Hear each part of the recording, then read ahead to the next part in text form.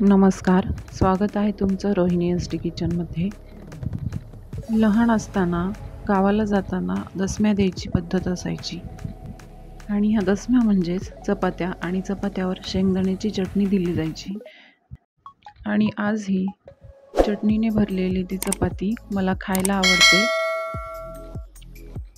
चटणीचं काम तोंडाला चव आणणे, जिभेवर ठेवताच तोंडातील पाचक रस लाळ उत्पन्न करून अन्नपचनास मदत करणे, तोंडी लावणे, तसेच भात, भाकरी, पोळी यांच्याबरोबर खाण्यास उपयोगी, तसेच थालीपीठ, वडे व गोड पदार्थ यांना पूरक असा चटणीचा विविध उपयोग आहे. शेंगदाण्याची, जवसाची किंवा खोबऱ्याची चटणी तर तुम्ही खाल्लेलीच असेल. आज बघूया गव्हाची चटणी.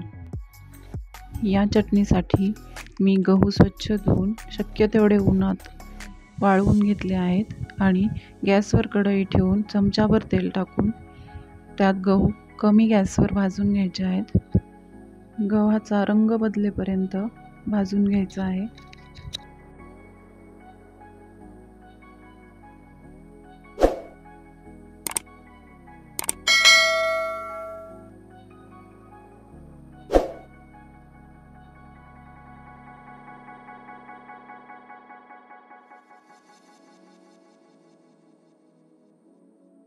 गहू आता छान भाजलेले आहेत, तर आता त्याला थंड करण्यासाठी ठेवून देऊ.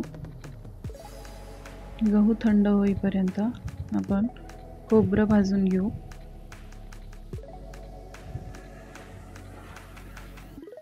खोबऱ्याला त्याचं तेल सुटतं म्हणून मी इथं तेल टाकणार नाही. कमी गॅसवर लाल होईपर्यंत गव्हासारखंच हे मी भाजून घेणार आहे. आणि लाल झालेलं आहे खोबरं, आता तेही मी थंड करायला ठेवणार आहे.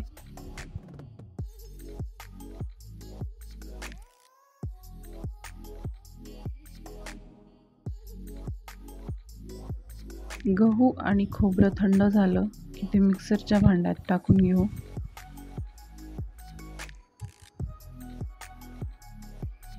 आणि आता बाकीचे जिन्नस टाकायचे आहेत. तर त्यात मी टाकलेला आहे लसूण,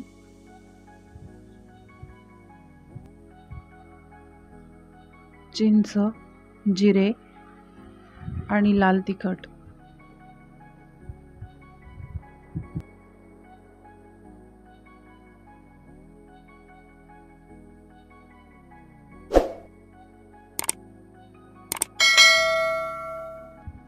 आणि चवीनुसार मीठ.